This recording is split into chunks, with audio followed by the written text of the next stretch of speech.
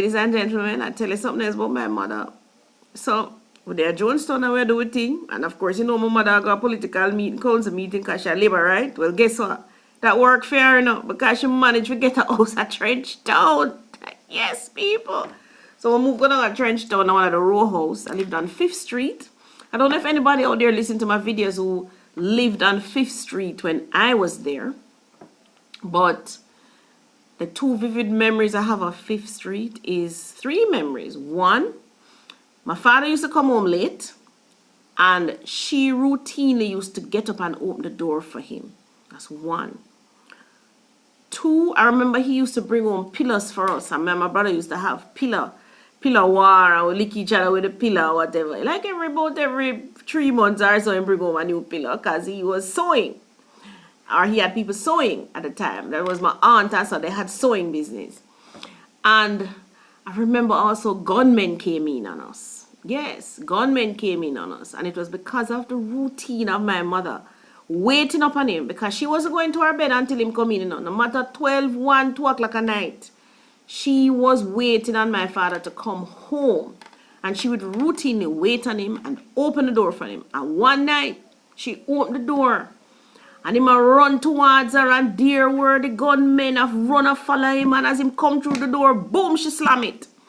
And when she slam it, him run through the back and run gone up, because we live in a row house. So it's front and back, you have no side. And him run through the back and bolt. Me and my brother up on the bed, and the gunman them kick out the door, and them come in, and them in the house, and them a search up everything. What with the money there, and them a rough up my mother and whatever.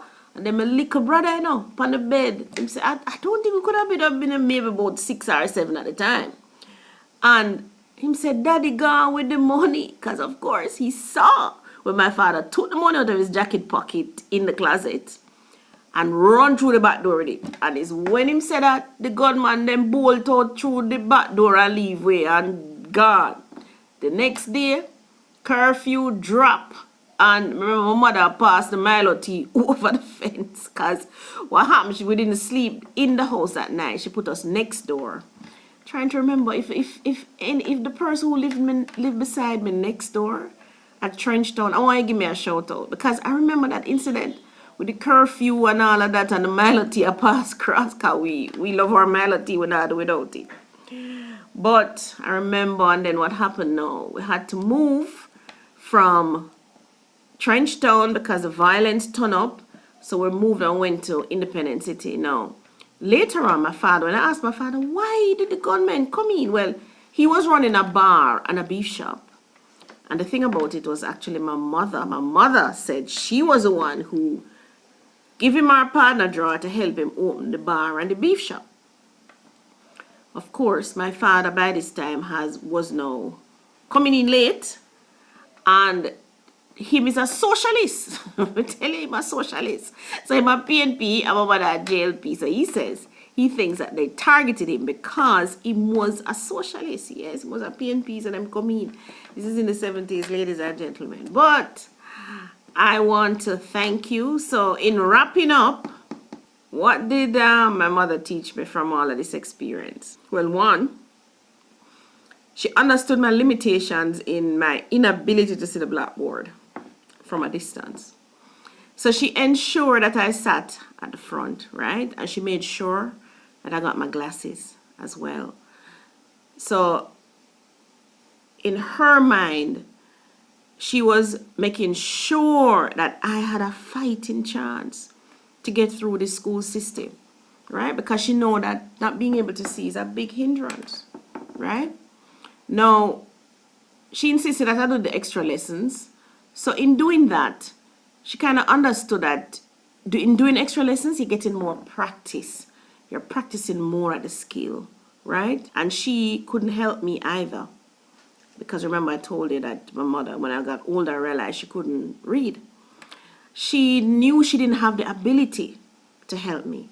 So she ensured that she paid the teachers so that I could get extra help if I needed it, right?